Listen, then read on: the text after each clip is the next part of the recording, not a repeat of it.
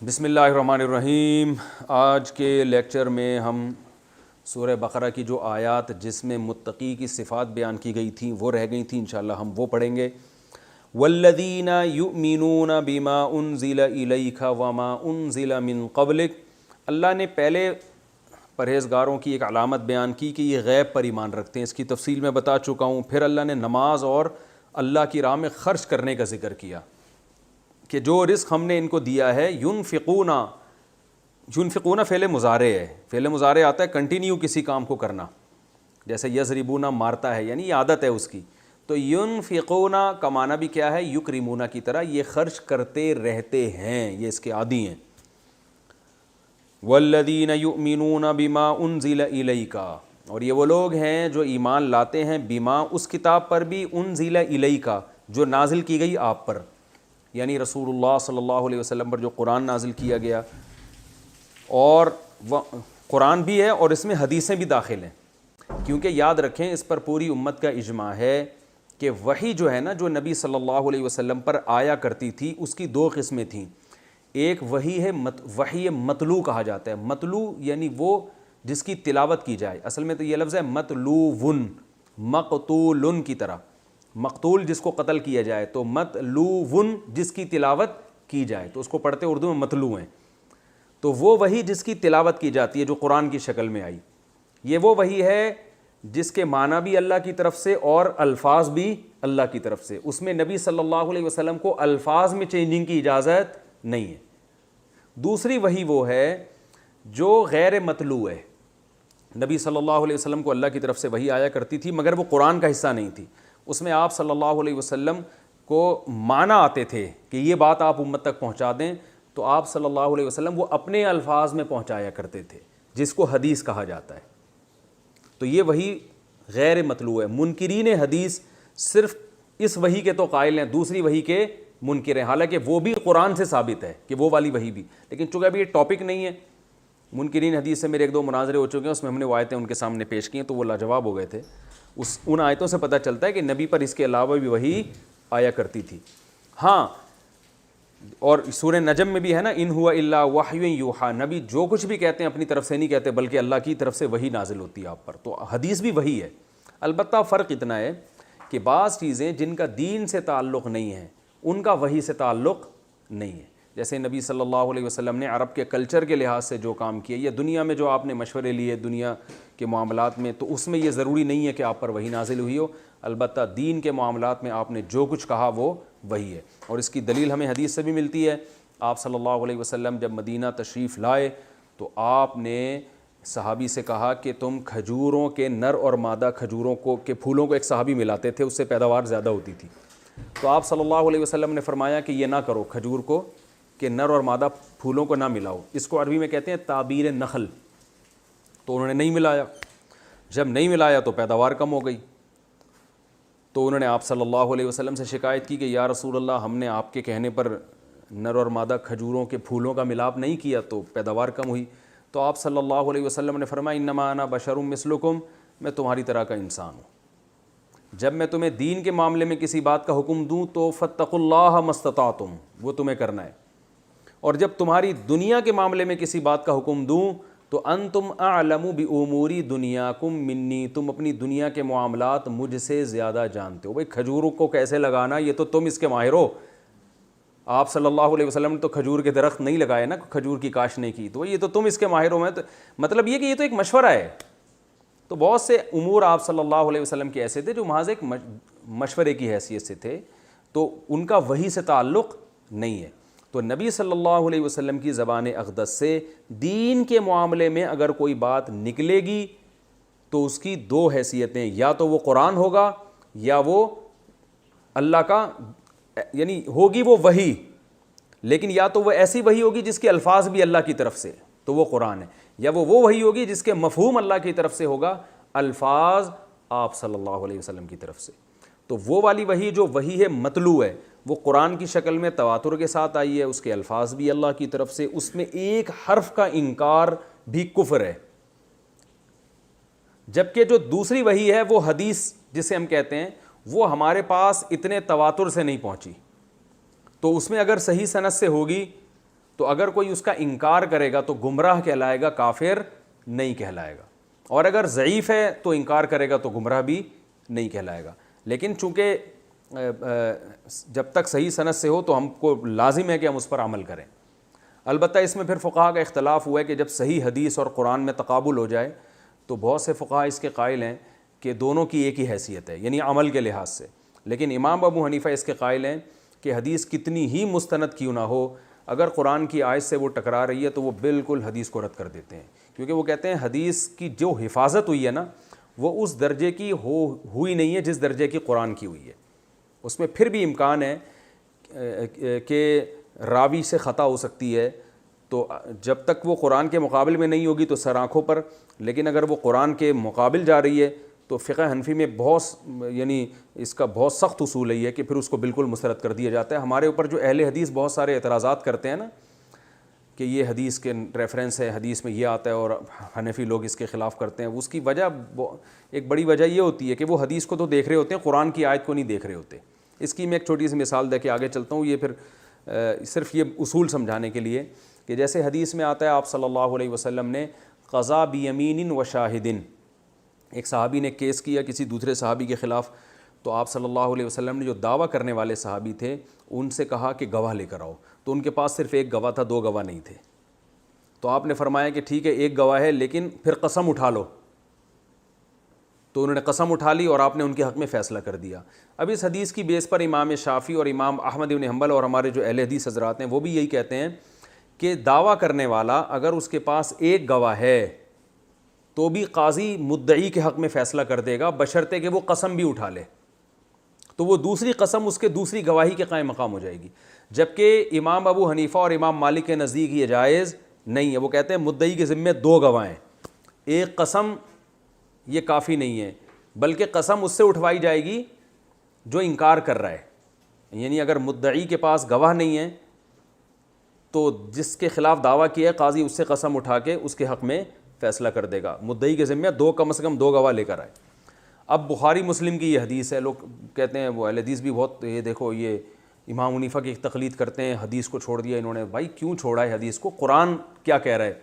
قرآن میں سب سے لمبی ترین آیت جو ہے نا اس میں آتا ہے کہ یا ایھا الذین آمنوا اذا تداینتم بدین الی اجل مسمى فاکتبوہ، جب بھی دین کا معاملہ ہو، قرض کا معاملہ اس کو لکھو، اور قرآن کہہ رہا ہے واستشہدوا شہیدین من رجالکم، اور اس معاملے پر کم سے کم دو افراد کو گواہ بناؤ، فإن لم یکن رجلین فرجل وامرأتان، اگر دو مرد نہ ہو تو پھر ایک مرد اور دو عورتیں، ان تضل احداہما فتذکر احداہما الاخری، ایک عورت اگر بھول جائے گی دوسری اس کو یاد دلا دے گی، خواتین میں بھولنے کا عنصر زیادہ ہوتا ہے نا، تو اللہ نے تو قرآن، امام حنیفہ کہتے ہیں جو قرآن اتنے اہتمام کے ساتھ پورا سلیبس بیان کر رہے ہیں شہادت کا، اگر ہم اس حدیث کو لے لیتے ہیں کہ ایک گواہ بھی کافی ہے تو یہ دو گواہ اور دو گواہ نہ ہوں تو ایک مرد اور دو عورتیں، ایک بھول جائے تو دوسری یہ تو سب ختم ہو جائے گا نا۔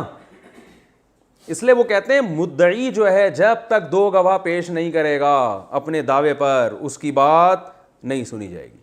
میں نے یہ دعویٰ کیا کہ آپ نے میرے 1 لاکھ روپے کھائے ہیں، تو عدالت میں مجھے 2 بندوں سے ثابت کرنا پڑے گا، ایک گواہی نہیں چلے گی، تو یہ قرآن کا بیان کردہ نصاب ہے۔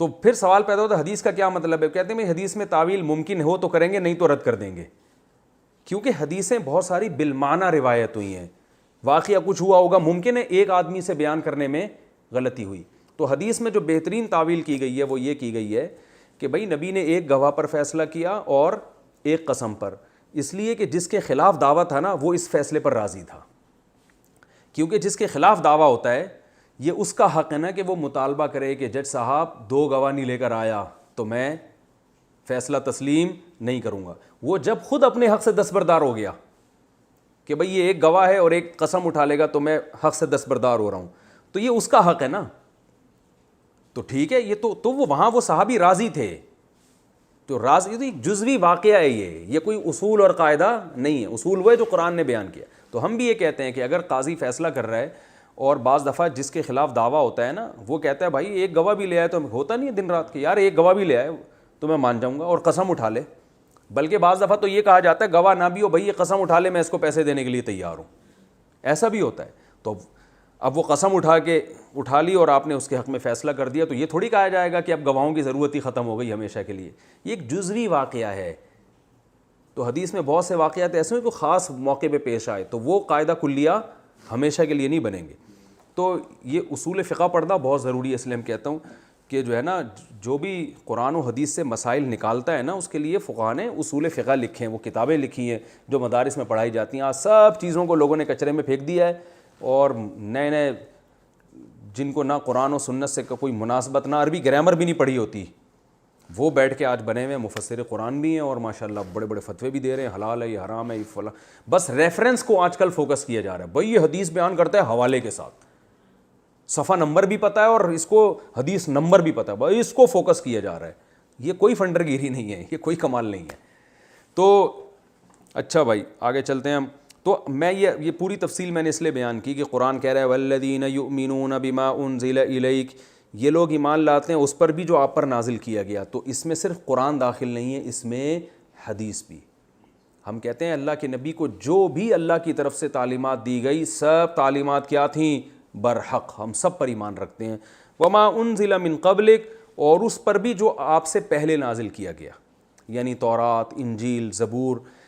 یہ بتانے کے لیے کہ اصل میں دنیا میں بہت سے لوگ ایسے آتے ہیں جو یہ آ کے ہی دعویٰ کرتے ہیں ہم صحیح ہیں باقی سارے کیا ہیں؟ غلط ہیں. تو قرآن اس کانسیپٹ کو نہیں مانتا. قرآن کہہ رہا ہے آدم علیہ السلام کو جب دنیا میں بھیجا گیا نا اسی وقت سے انسانوں کی ہدایت کا سلسلہ شروع ہے. تو اس لیے جو بھی نبی صلی اللہ علیہ وسلم پر ایمان لائے گا تو اس پر لازم ہے کہ آپ سے پہلی کتابوں پر بھی ایمان لائے، کیونکہ اگر وہ ایمان نہیں لاتا تو اس کا مطلب یہ ہوگا کہ اللہ پہ معاذ اللہ وہ الزام لگا رہا ہے کہ اللہ نے انسانوں کو ہمیشہ گمراہی میں رکھا، بس ہمارے لیے ہی ہدایت نازل کی ہے. تو نہ سارے پیغمبر برحق تھے، سب ایک ہی دعوت لے کر آئے ہیں، توحید کی دعوت، اور سب یہی دعوت لے کر آئے. سب کی بنیادی تعلیمات سب کی ایک تھی. تو ہم تورات کو بھی مانتے ہیں اور ہم انجیل کو بھی مانتے ہیں. وہ الگ بات ہے کہ اس میں تحریف ہو گئی، اور وہ تحریف بھی قرآن سے ہی ثابت ہے. یحرفون الکلم عن مواضعہ. ہم آیتیں پڑھیں گے آگے چل کے کہ یہود کیا کرتے تھے تورات اور انجیل میں، عیسائی انجیل میں تحریف کرتے تھے، یہود تورات میں، اور مختلف طرح کی تحریفات ہوا کرتی تھیں، وہ خود قرآن نے بیان کی ہیں. اب ایمان لانے کا کیا مطلب ہے؟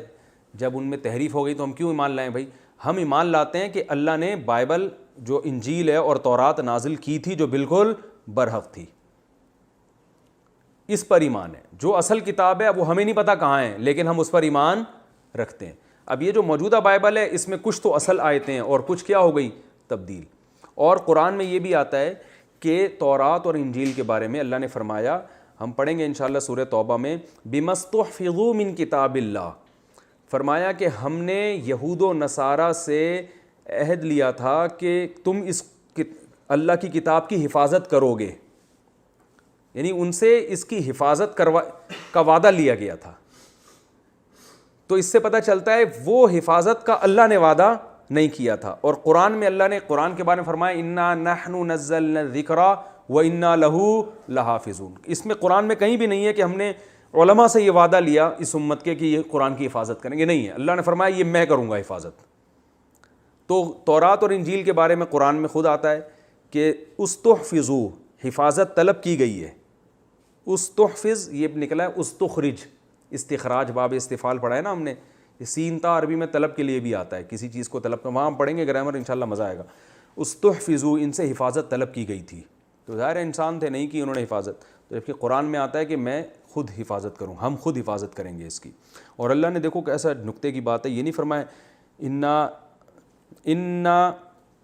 انا انزلنا الذکر وانا لہ لحافظ. انا نہیں ہے، انا کا معنی ہوتا ہے میں. قرآن کہہ رہے ہیں نحن، ہم، جمع کا صیغہ. اس میں جلال ہے، اشارہ ہے. جیسے ہم کہتے ہیں نا بھائی جب ہم کسی کو دھمکی دیتے ہیں نا تو یہ نہیں کہتے میں یہ کروں گا بھائی، ہم یہ کام کرے گا.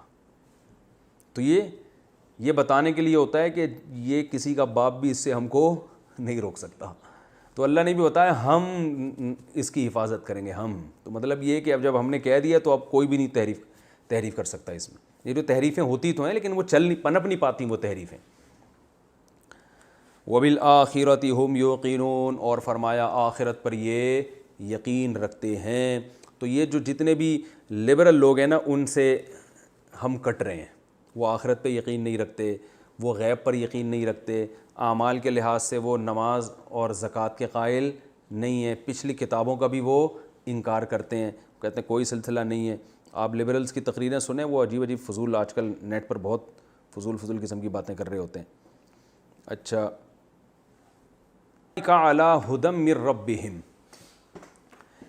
اللہ نے صفات بیان کر کے نا اولئک بھی اس ہاتھ سے اشارے کے وقت کہا جاتا ہے، اولئک یہ جمع کے لیے آتا ہے، اولئک اللہ فرماتے ہیں یہ ہیں وہ لوگ، یعنی گویا اللہ نے ان صفات کے حاملین کو جو بھی یہ کام کرتے ہیں نا ان سب کو گویا ہمارے سامنے رکھ کے کہ یہ صفات ہیں، تو اللہ نے فرمایا اولئک یہ ہیں لوگ، یہ دیکھ لو علی ہدی، یہ ہدایت پر ہیں۔ جیسے قرآن نے کہا تھا نا کہ متقین کے لیے کیا ہے؟ ہدایت۔ تو میں دوبارہ اس ڈاکٹر کی مثال کی طرف آتا ہوں۔ ڈاکٹر صاحب نے کہا مجھ سے جو فائدہ اٹھاتے ہیں یہ ہیں یہ ہیں یہ ہیں، تو آپ کنفیوز ہو، تو وہ ڈاکٹر نے بہت سارے لوگ جمع کر دیے، صحت مند نا، لال سرخ بہترین صحت، کیا ڈاکٹر نے کہا یہ ہیں وہ لوگ جن کو مجھ سے فائدہ اٹھائے۔ تو آدمی دیکھ کے ایک دم یار ڈاکٹر صاحب اب تو آپ مجھے بھی اپنی کسٹڈی میں لے لیں، کہتے ہیں نا۔ تو اللہ نے فرمایا اولئک یہ ہیں جن کی یہ صفات ہیں، نماز میں سستی نہیں کرتے اور سخاوت بے پناہ نظر آئے گی، خرچ کر رہے ہوں گے، اور نظریاتی لحاظ سے بھی ٹھیک ہیں، تمام پیغمبروں پر ایمان، اللہ کی کتابوں پر ایمان۔ اولئک علی ہدی، یہ لوگ ہیں جو ہدایت پر ہیں، من ربہم، یہ دونوں چیزیں یہاں پر بڑی دلچسپ ہیں۔ ایک تو قرآن نے کہا علی ہدی، اعلیٰ کا معنی ہوتا ہے کسی چیز کے اوپر آنا، یہ ہدایت کے اوپر ہیں، حالانکہ نارملی ہم یہ لفظ استعمال نہیں کرتے۔ جو سیدھے راستے، یعنی ہوتا تو یہ ہے نا کہ یعنی کوئی بھی سیدھا راستہ اختیار کرتا ہے تو اس کو یہ تو نہیں کہا جاتا کہ اس کے اوپر ہے، یہ سوار ہے۔ سوار تو آپ سواری کے اوپر ہوتے ہو نا۔ تو علماء نے یہاں نقطے کی بات کی ہے کہ اعلیٰ عربی میں آتا ہے کسی چیز پر جب مضبوط قرار ہوتا ہے نا آپ کو، تو اس کے لیے اعلیٰ کا لفظ استعمال ہوتا ہے، جب آپ کو کا کنٹرول ہوتا ہے۔ تو اللہ نے گویا یہاں یعنی ایک مبالغہ کیا کہ ایسے ایکوریسی ہے نا ان کے راستے میں، گویا راستہ ان کا محتاج ہو گیا ہے، راستے کو قابو میں کر لیا، سیدھے راستے، یعنی کسی کو بھی سیدھا راستہ چاہیے تو ان سے لے تو ملے گا۔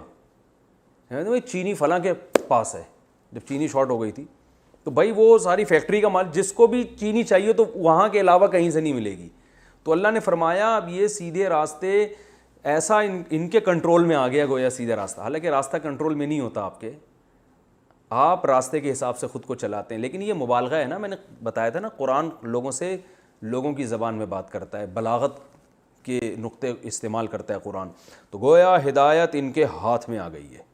اب جس کو بھی ہدایت چاہیے، جو چاہتا ہے میں بالکل میری زندگی صحیح گزرے، کافر ہو، لبرل ہو، جو بھی ہو، سائنٹسٹ ہو، اس کو چاہیے کہ ان سے ہدایت مانگے، سیدھا راستہ ان کے پاس موجود ہے۔ اور بتایا من ربہم، ہدایت کی مختلف تعریفیں ہیں، بہت سے لوگ، ہر آدمی کہتا ہے میں سیدھے راستے پر ہوں، بڑے بڑے فلاسفر ہیں جو قانون سازی کرتے ہیں، جو ان قانون کو فالو کرے گا وہ کہتے ہیں یہ صحیح راستے پر۔ اقوام متحدہ کے یونائٹڈ نیشن کے اپنے لاز ہیں، ایسا ہے نا، امریکہ کے اپنے قوانین ہیں، وہ کہتے ہیں جو اس قوانین کو فالو کرے گا وہ کیا ہے، سیدھے راستے پر ہے، جو اس سے ہٹے گا اس کو سزا ملے گی۔ تو اللہ نے فرمایا کہ ہدایت کے جتنے طریقے ہیں نا یہ سب انسانوں کی طرف منسوب ہیں۔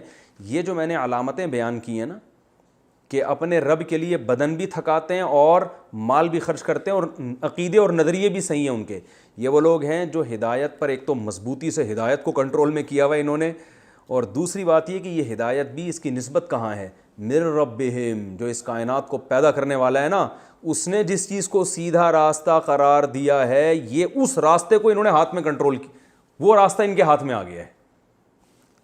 اولئک علی ہدی من ربہم واولئک ھم المفلحون، اور اللہ دوبارہ ہاتھ سے گویا اشارہ کرتے ہوئے کہہ رہے ہیں یہی لوگ ہیں یہاں عربی میں کمال کے لیے بھی آتا ہے، کسی چیز میں کمال پیدا کرنا ہوتا ہے تو لگا دیا جاتا ہے، المفلحون، اور ہم درمیان میں دوبارہ یہ حصر پیدا کرتا ہے۔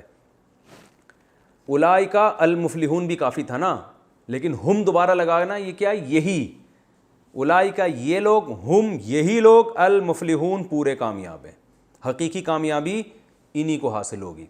باقی جو کامیابی ہے وہ اقوام متحدہ کے لاز کو آپ فالو کریں تو کامیابی ملتی ہے، آپ کو قرضے آسانی سے مل جائیں گے. آپ اگر پاکستان اگر فالو کریں نا یونائٹڈ نیشن کے لاز کو تو دہشت گردی کی فہرست سے نکال دیں گے اور یہ وغیرہ وغیرہ بہت کچھ ہو جائے گا. لیکن اللہ فرماتے ہیں پوری کامیابی حاصل کرنی ہے تو اللہ کی غلامی میں آنا پڑے گا. آگے اللہ نے فرمایا ان الذین کفروا، میں نے بتایا تھا قرآن دو انتہاؤں کو بیان کرتا ہے، یا تو بہت اچھے لوگوں کو یا بہت برے لوگوں کو. اب قرآن بالکل جو الٹے لوگ ہیں نا ان کو بیان کر رہا ہے، کیونکہ درمیان میں ایک طبقہ ایسا ہوتا ہے جو بیچ میں لٹکا ہوا ہوتا ہے. وہ ہوتے کافر ہیں لیکن ان کو سمجھایا جائے تو صحیح راستے پہ آ جاتے ہیں. ایسے بھی لوگ ہیں نا، ان کا قرآن ذکر نہیں کر رہا بلکہ ان ہٹ دھرموں کا ذکر کر رہا ہے کہ جن کے مقدر میں ہدایت ہے ہی نہیں. ایسے بھی ڈھیٹ لوگ ہوتے ہیں جو غیب پر ایمان لانا چاہتے ہی نہیں ہیں. تو اللہ فرماتے ہیں ان الذین کفروا، بے شک وہ لوگ جو کافر ہیں. تو یہاں تو کافر مراد ہیں لیکن اس سے ہر کافر مراد نہیں ہے، بلکہ مخصوص قسم کے کافر جو ضدی اور ہٹ دھرم ہوتے ہیں. فرمایا سواء علیہم، برابر ہے ان پر یہ بات، اانذرتہم، کہ آپ ان کو ڈرائیں، ام لم تنذرہم، یا ان کو نہ ڈرائیں. لا یؤمنون، یہ ایمان لانے والے نہیں ہیں. ڈرانے کا لفظ اس سے استعمال کیا کہ تمام پیغمبروں کی دعوت میں نا نتیجہ کا بیان لازمی ہوتا ہے. یہ نہیں ہوتا کہ دلائل سے سمجھا دیا. دیکھیں آج جب ڈیبیٹ ہوتی ہے نا، بحث ہوتی ہے، مناظرہ ہوتا ہے، تو دھمکیاں نہیں دی جاتی اس میں صرف یہ بتایا جاتا ہے کہ بھائی میں صحیح ہوں آپ غلط ہیں. وہ مان لے تو ٹھیک ہے، نہیں مان لے تو کوئی ایسی بات نہیں ہوئی. بلکہ اس کو براڈ مائنڈڈ لوگوں کا کام سمجھا جاتا ہے، یار بس اپنی بات سمجھا دی آگے دھمکی نہیں. قرآن یہ نہیں کرتا. قرآن جب بات سمجھاتا ہے یہ سیدھا راستہ ہے. تو قرآن خوشخبری بھی دیتا ہے کہ اس پہ چلو گے تو جنت ملے گی، اور اگر نہیں چلے تو یہ نہیں کہ چلو تمہاری مرضی ہے، اللہ کو مانتے ہو، نبی کو مانتے ہو، نماز پڑھتے، کوئی ایسی بات نہیں. ہر آدمی کا اپنا کانسیپٹ ہوتا ہے. اللہ کا کام تھا سمجھانا، تمہاری سمجھ میں آ گیا ٹھیک ہے، نہیں آیا کوئی ہوتا ہے نا یہ لبرل جیسے چلنا ہے بھائی، کوئی بات نہیں، میں تو پھر بھی غفور الرحیم ہوں، میں تو پھر بھی کھلاؤں گا. ایسا نہیں کرتا قرآن. قرآن کہتا ہے مانو گے تو ہمیشہ کی کامیابی، نہیں مانا تو پھر جہنم کی آگ ہے. اور یہ صرف قرآن کا دعویٰ نہیں ہے، جتنی آسمانی کتابیں ہیں وہ سب جہنم کی آگ ہی کی وعیدیں سناتی ہیں. تو اس لیے اللہ نے کیا کہا کہ ان کو جب آپ تبلیغ کرتے ہیں تو انذرتہم، آپ ان کو ڈرائیں یا نہ ڈرائیں. تو ڈرانے کا لفظ اس سے ذکر کیا کہ دلائل سے تو بعض دفعہ لوگ مانتے نہیں ہیں نا. بہت ہی آدمی ڈھیٹ ہو تو کم از کم اس بات سے مان جاتا ہے کہ یار آخرت میں انجام کیا ہے، آگ ہے، تو اس سے تو تھوڑا سا لرز جاتا ہے. اس لیے قرآن نے اس آخری بات کو ذکر کیا ہے، کیونکہ دلائل سے ہر آدمی نہیں مانتا. جب تک اس دلائل کے آگے، دیکھیں وراثت کے جھگڑے ہمارے پاس صبح و شام آتے ہیں، ہم بتا دیتے ہیں بھائی دلائل سے کہ یہ آپ کا حق نہیں ہے، لوگ نہیں مانتے. لیکن اگر آپ بتائیں کہ بھئی کیس ہوگا تو آپ اندر ہو جائیں گے، تو تھوڑا سا یہ انسانی نیچر ہے، وہ دلائل کو زیادہ لفٹ نہیں کراتا، وہ اپنے انجام کو زیادہ فوکس کرتا ہے. آج جو دنیا میں بہت سے جرائم نہیں ہو رہے، انجام کا سوچ کے نہیں ہو رہے. اگر حکومت جیلیں ختم کر دے، پولیس کو ختم کر دے، پھر دیکھو ہر دوسرا آدمی مجرم بن جائے گا، ہر دوسرا آدمی لوٹ مار شروع کر دے گا.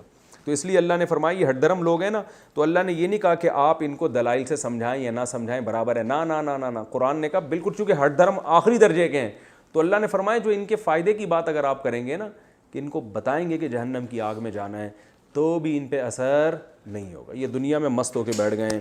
لا یؤمنون، ایمان نہیں لائیں گے. کیوں نہیں لائیں گے؟ ختم اللہ علی قلوبہم، اللہ نے ان کے دلوں پر مہر لگا دی ہے. وعلی سمعہم، اور ان کے کانوں پر بھی مہر لگا دی ہے. ان میں سننے کی اور سمجھنے کی صلاحیت اللہ نے ختم کر دی ہے. ایتھیس لوگ یہ اعتراض بھی کرتے ہیں کہ تمہارا اللہ معاذ اللہ وہ خود ہی لوگوں کو گمراہ کرتا رہتا ہے، قرآن میں جگہ جگہ یہ بات آتی ہے، تو پھر اگر لوگ جہنم میں جا رہے ہیں تو کیا ہے، لوگ ایمان نہیں لا رہے تو کیا تکلیف ہے. تو یاد رکھیں یہ بھی بلاغت ہے قرآن کی. اللہ جو مہر لگاتا ہے قرآن میں دوسرے مقام پر ہی آتا ہے انہی کے اعمال کی وجہ سے، انہی کے اعمال کی وجہ سے.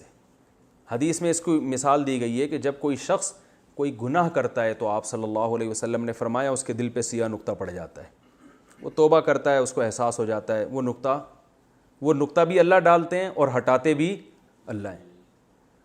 لیکن فرمایا وہ توبہ نہیں کرے، دوبارہ گناہ کرے، دوبارہ جرم کرے، دوبارہ کرتا چلا جائے تو وہ دل کیا ہوتا چلا جاتا ہے، نقطوں سے بھر بھر کے کالا.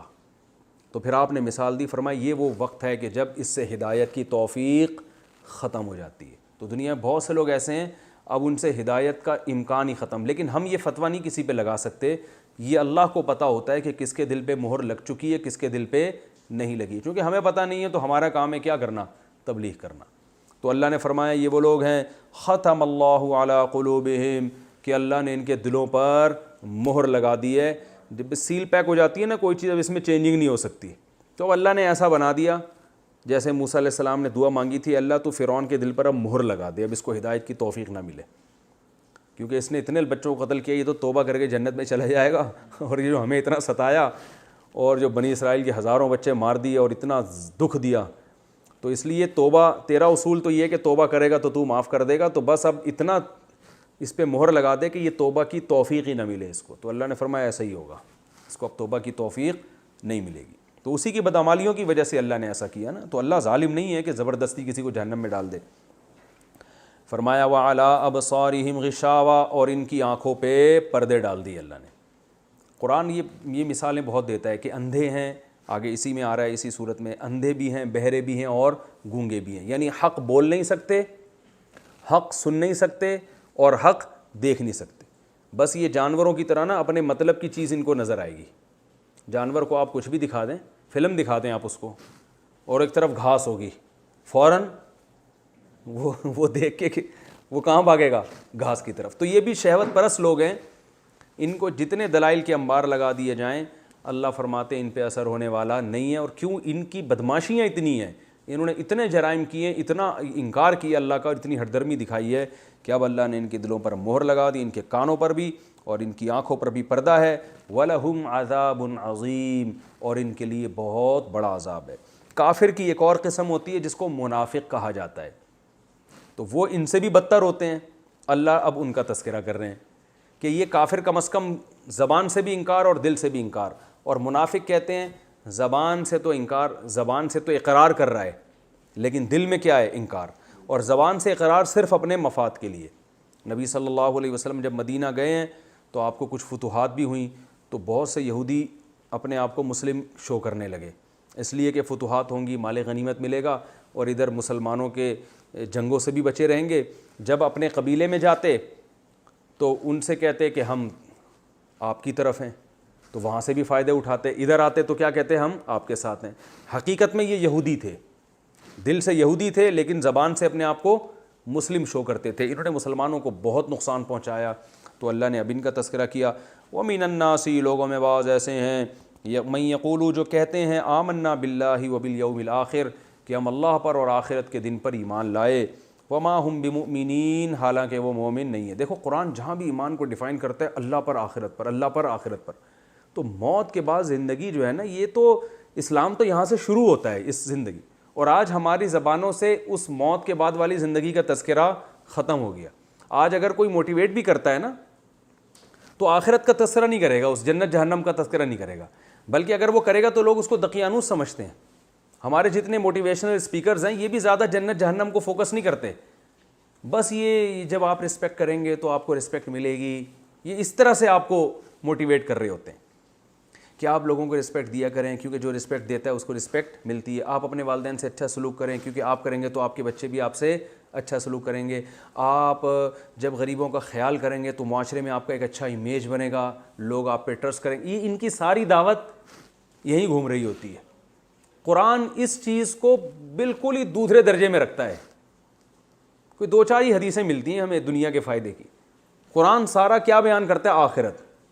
بھئی ماں باپ کی خدمت کریں گے کیا ملے گا, آخرت ملے گی. حدیث میں آتا ہے نا کہ آپ صلی اللہ علیہ وسلم نے آمین کہا, صحابہ نے پوچھا کیوں, فرمایا مجھے جبریل نے کہا کہ اس شخص پر لعنت ہو جس کو بوڑھے والدین ملے اور اس کی خدمت کر کے اس نے جنت اپنے اوپر واجب نہ کی. آپ نے فرمایا آمین. یہ سب آخرت ہے نا, تو یہ تصور کے بغیر نہیں ہے, اللہ ایمان نہیں مانتا. تو اللہ نے فرمایا وبالآخرۃ ھم یوقنون.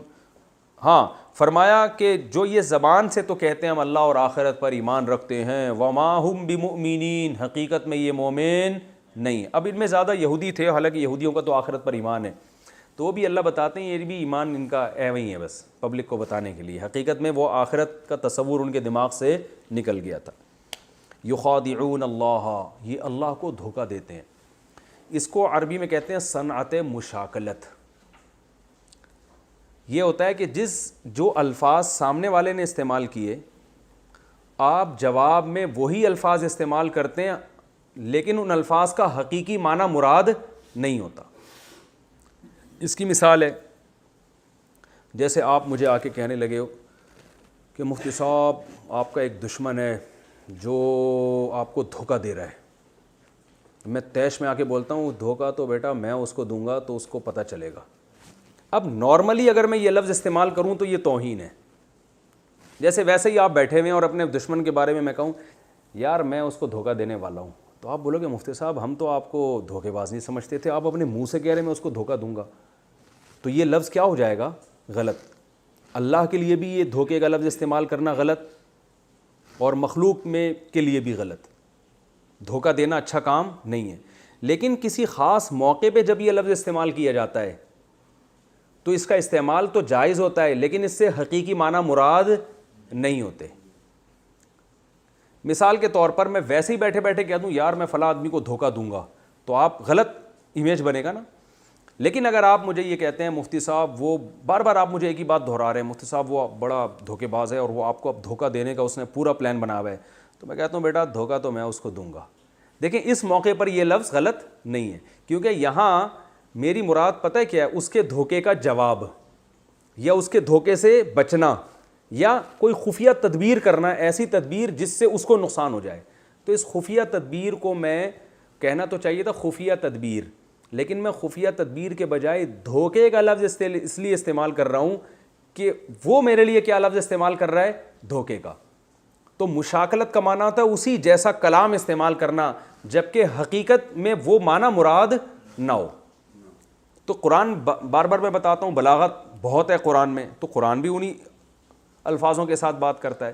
تو منافقین بار بار یہ کہا کرتے تھے ہم تو محمد صلی اللہ علیہ وسلم کو اور ان کے رب کو کیا کر رہے ہیں؟ دھوکہ دے رہے ہیں. ہم کیا کر رہے ہیں؟ دھوکہ دے رہے ہیں ان کو.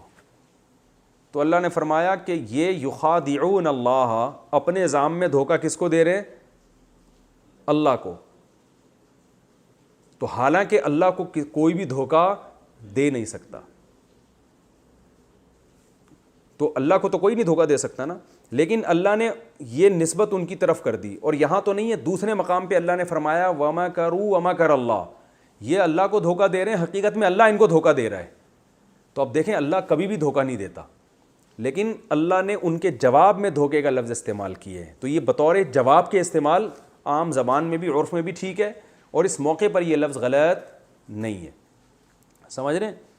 تو یہاں بھی یہی ہے یخادعون اللہ, یہ اللہ کو دھوکہ دیتے ہیں. تو یہاں بھی یاد رکھیں یہ وہی استعمال ہوا ہے کہ دھوکہ دینے کی کوشش کرتے ہیں اپنے خیال کے مطابق, اپنے خیال کے مطابق اللہ کو دھوکہ دینے کی. چاہیے صنعت مشاکلت یہاں استعمال نہیں ہوئی ہے, یہاں صنعت مشاکلت وہ وما کروا وما کر اللہ میں استعمال ہوئی. یہ مکر کر رہے ہیں اللہ بھی مکر کر رہا ہے, تو وہاں یہاں صنعت مشاکلت جو میں نے بھی بتایا نا اس کا اس سے کوئی تعلق نہیں ہے. یہاں صرف یہ ہے کہ یخادعون اللہ فی زعمہم, یہ اللہ کو دھوکہ دے رہے ہیں اپنے گمان میں. یعنی فعل بول کر, کبھی یاد رکھیں میں نے دو چیزیں بتائی تھی, کبھی کبھار فعل بول کر فعل کا ارادہ مراد ہوتا ہے, کبھی فعل بول کر دعوی فعل مراد ہوتا ہے. تو فعل بول کر کبھی فعل کی کوشش بھی مراد ہوتی ہے, یہ بھی عرب کلام میں. تو یہاں کیا ہے؟ کوشش. یخادعون اللہ, اللہ کو دھوکہ دے رہے ہیں. کیا مطلب؟ دھوکہ دینے کی کوشش کر رہے ہیں اپنے خیال میں. تو اپنے خیال میں یہی کر رہے تھے, تو قرآن نے انہی کے خیال کے مطابق انہی الفاظ کو ذکر کر دیا. فرمایا وما یخدعون الا انفسہم, اور یہ نہیں دھوکہ دے رہے مگر اپنی ذات کو. حقیقت میں یہ ہو رہا ہے, ان کے گمان میں تو ہے کہ اللہ کو, لیکن اپنے آپ ہی کو دھوکہ دے رہے ہیں. وما یشعرون, اور ان کو شعور نہیں ہے. فی قلوبہم مرض, ان کے دلوں میں مرض ہے, بیماری ہے, کجی ہے, ٹیڑھا پن ہے. کیا مطلب؟ نفاق کی بیماری, شک کی بیماری.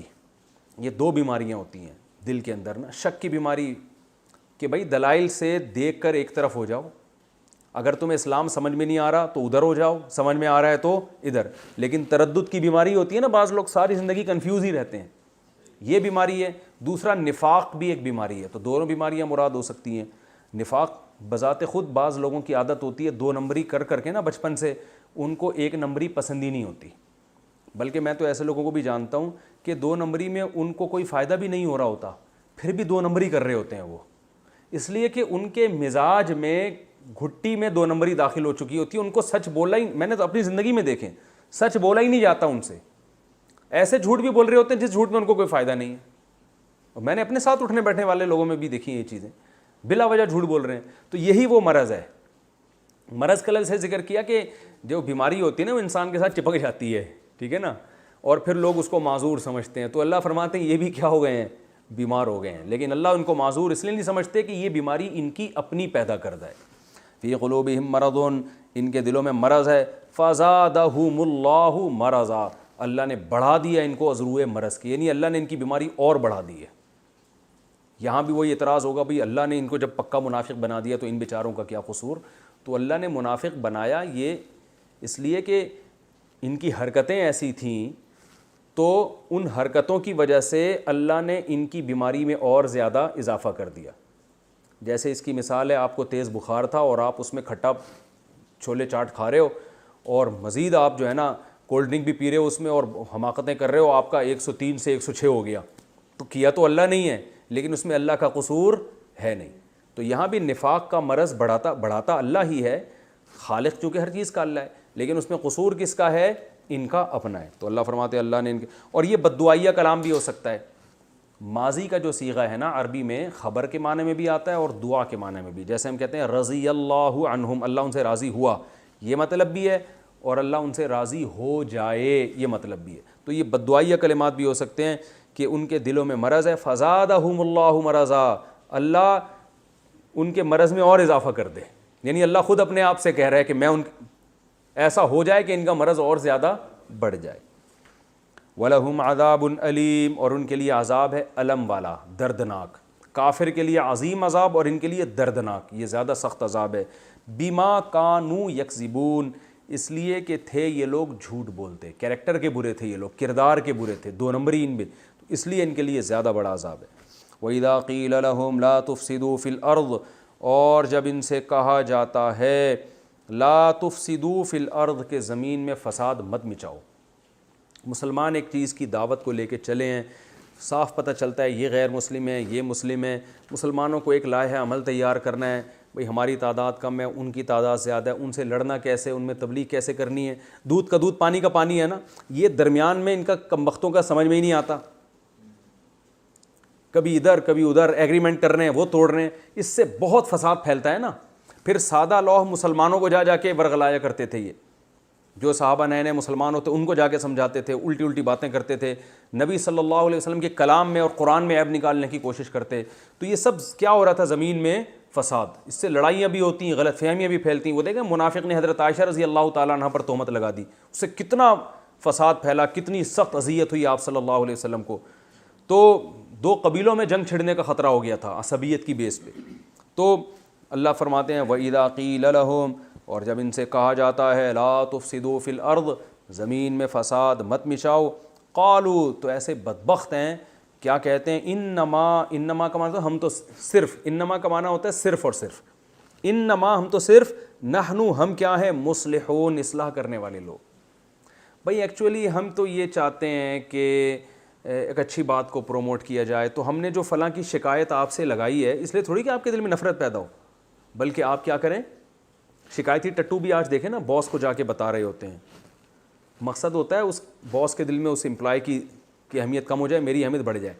تو جب لوگ کہتے ہیں بھائی تو کیا شکایتی ٹٹو بنا ہوا ہے، کہہ رہے ایکچولی میں چاہتا ہوں کمپنی کا سسٹم کیا ہو جائے، اچھا ہو جائے، کوئی باس کو دھوکہ نہ دے سکے اور سب آپس میں محبت ہو. یہ برے لوگ جو ادھر ادھر کر، تو وہ اصلاح نہیں ہو رہی ہوتی معاشرے میں، اور کیا ہو رہا ہوتا ہے، فساد. لیبل اصلاح کا ہوتا ہے، کام سارے گھروں میں بھی یہی ہو رہا ہوتا ہے. بہو ساس کی شکایت لگا رہی ہوتی ہے اپنے میاں کو، اور جب میاں کو تب جاتا ہے نا ایک دم اس کا بی پی ہائی ہوتا ہے کہ میں تو ایکچولی چاہ رہی تھی کہ ایک آپ کو ابھی سے پتہ ہو تاکہ کوئی آپ اپنی والدہ کی اصلاح کی کوشش کریں، بلا وجہ جہنم میں نہ چلی جائیں کہیں وہ.